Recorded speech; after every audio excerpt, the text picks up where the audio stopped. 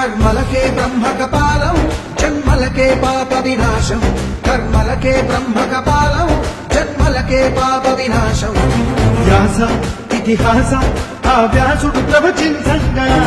ఖండం గణపతిదై కురు చరితము విరచించంగా యజుస్సామరు అథర్వ శాఖలుగా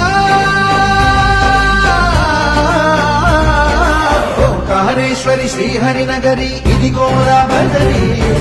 వైకుంఠేశ్వరి సిరికి నగరి అదిగో మహిమగిరి